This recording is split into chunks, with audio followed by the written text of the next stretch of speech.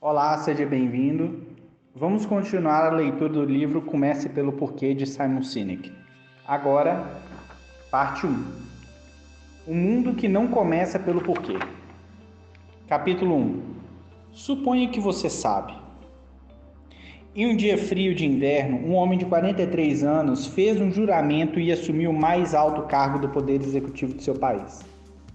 Ao seu lado estava o predecessor, um general famoso que, 15 anos antes, havia comandado as forças armadas da nação em uma guerra que resultou na derrota da Alemanha. O jovem líder fora educado na religião católica.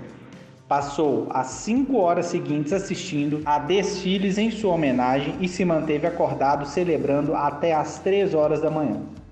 Você sabe quem estou descrevendo, certo? O dia 30 de janeiro de 1933, e a descrição é de Adolf Hitler, e não, como alguns poderiam supor, de John F. Kennedy. A questão aqui é que fazemos suposições. Fazemos suposições sobre o mundo à nossa volta com base em informações que às vezes são incompletas ou falsas. Nesse caso, a informação que ofereci estava incompleta. Muitos de vocês estavam convencidos de que a descrição era de John F. Kennedy, até eu acrescentar um pequeno detalhe: a data. Isso é importante porque o nosso comportamento é afetado por nossas suposições ou pelas verdades que percebemos. Tomamos decisões com base no que achamos que sabemos. Não faz muito tempo, a maioria das pessoas acreditava que o mundo era plano.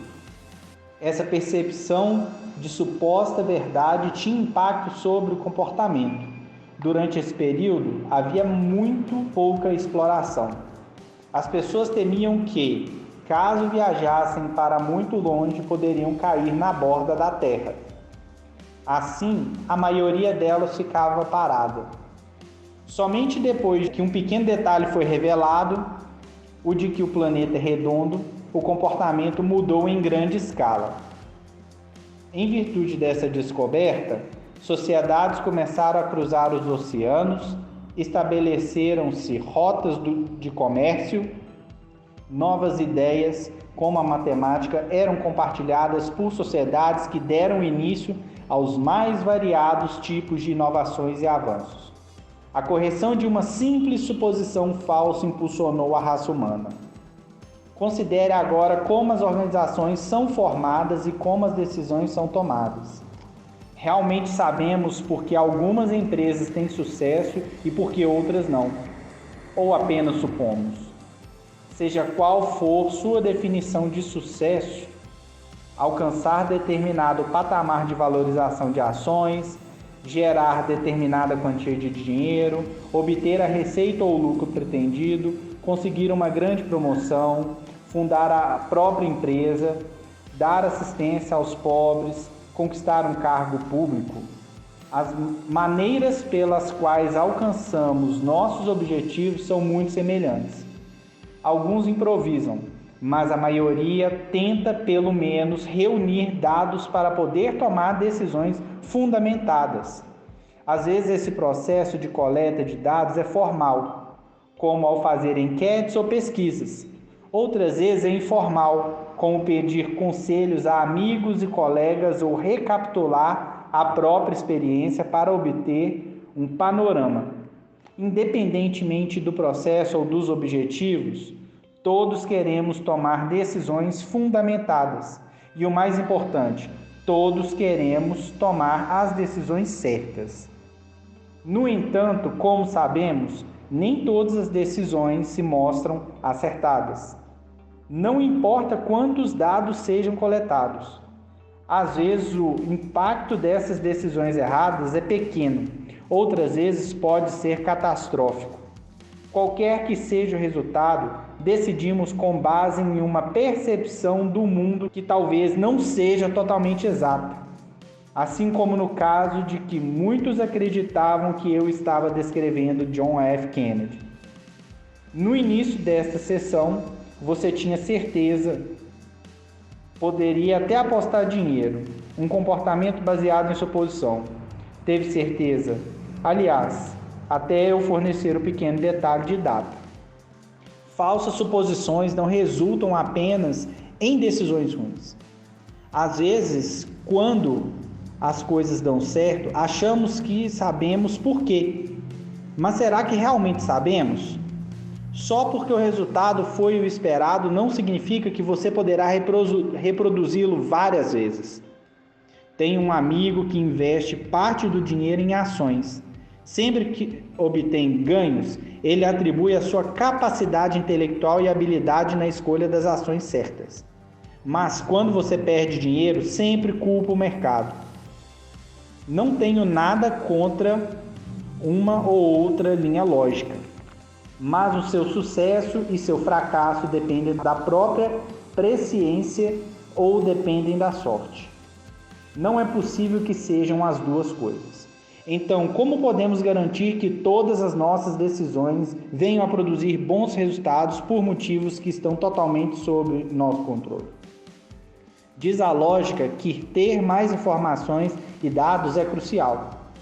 E é isso mesmo que fazemos. Lemos livros, assistimos a conferências, ouvimos podcasts e consultamos amigos e colegas. Tudo isso com o propósito de descobrir mais, para que possamos decidir o que fazer ou como agir. O problema é que todo mundo já viveu situações em que dispunha de todos os dados e recebeu uma porção de bons conselhos, mas mesmo assim as coisas não deram muito certo. Talvez o efeito tenha durado apenas por pouco tempo ou aconteceu algo que não havia sido previsto. Aliás, aqui vai uma observação rápida para todos os que adivinharam que a descrição era de Adolf Hitler. No começo desta sessão, os detalhes que forneci são os mesmos tanto para Hitler quanto para John F. Kennedy. Portanto, poderia mesmo ser qualquer um dos dois. É preciso ser cuidadoso com aquilo que pensamos que sabemos. Suposições, mesmo quando baseadas em sólida pesquisa, podem nos levar pelo caminho errado. Percebemos isso intuitivamente. Compreendemos que, mesmo com muitos dados e bons conselhos, se as coisas não acontecem conforme o esperado, é provável que tenhamos deixado escapar algum detalhe, às vezes pequeno, porém vital. Nesses casos, voltamos às nossas fontes, ou buscamos novas, para tentar imaginar o que fazer com todo o processo, e todo o processo recomeça. No entanto, mais dados nem sempre ajudam, sobretudo se, para começo de conversa, foi uma suposição falsa que pôs todo o processo em andamento. Existem outros fatores que devem ser considerados, fatores que existem fora do nosso cérebro racional, analítico e sedento de informação. Há momentos em que não temos dados ou optamos por ignorar conselhos e informações disponíveis para seguir nossa intuição, e as coisas funcionam muito bem. Às vezes até melhor do que o esperado. Essa dança entre intuição e tomada racional de decisões reflete basicamente o modo como conduzimos os negócios e até levamos nossa vida. Podemos continuar a esmiuçar todas as opções, olhar em todas as direções, mas, mesmo com todos os bons conselhos e todas as evidências convincentes, voltamos ao início. Como explicar ou decidir o curso de uma ação que leve a um efeito desejável que possa ser repetido? Como conseguimos prever com 100% de certeza? Existe uma história maravilhosa sobre um grupo de executivos da indústria automobilística americana que foi ao Japão para ver uma linha de montagem japonesa. No fim da linha, as portas eram fixadas em suas dobradiças, como se faz também nos Estados Unidos. Mas faltava algo. Nos Estados Unidos, um operário dessa linha pegava um martelo de borracha e batia nas beiradas da porta para garantir que encaixava perfeitamente. No Japão, essa tarefa não existia. Confusos, os executivos americanos perguntaram em que momento eles garantiam que a porta encaixava perfeitamente. O guia japonês olhou para eles e sorriu encabulado. Nós nos asseguramos de que encaixa quando o projetamos. Na fábrica de automóveis japonesa, eles não examinavam o problema e a partir daí acumulavam dados para encontrar a melhor solução. Eles engendravam o resultado que queriam desde o início. Se não obtinham o resultado desejado, entendiam que a causa era uma decisão que haviam tomado no início do processo. No fim das contas, tanto as portas dos carros fabricados nos Estados Unidos quanto as do Japão pareciam estar encaixadas quando cada carro saía da linha de montagem. Só que os japoneses não precisavam empregar alguém para martelar as portas nem comprar martelos de borracha. E o mais importante, as portas japonesas parecem durar mais e talvez até sejam estruturalmente mais sólidas no caso de um acidente. Tudo isso por nenhum outro motivo a não ser terem se assegurado desde o início de que as peças se encaixavam. O que os fabricantes de carro americanos faziam com seus martelos de borracha é uma metáfora para o modo como tantas pessoas e organizações conduzem as coisas. Quando deparam com um resultado que não está de acordo com o planejado, recorrem a uma série de táticas de curto prazo perfeitamente eficazes até conseguirem o resultado desejado. Mas quão sólidas são essas soluções do ponto de vista estrutural? São muitas as empresas que funcionam recorrendo a martelos para alcançar suas metas.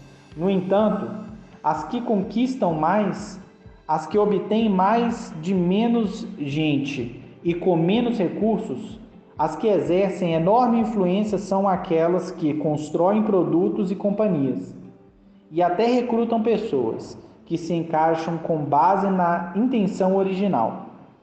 Mesmo que o resultado pareça ser o mesmo, os grandes líderes compreendem o valor de fatores que não conseguimos enxergar.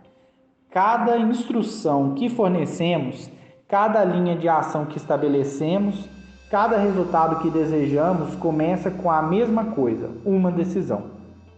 Existe aquele que decide manipular a porta para encaixá-la e atingir o resultado desejado, e existe o que começa de algum lugar diferente.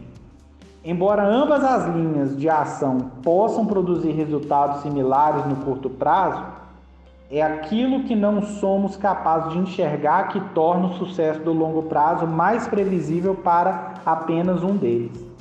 Aquele que compreendeu por que as portas precisam encaixar intencionalmente e não a revelia.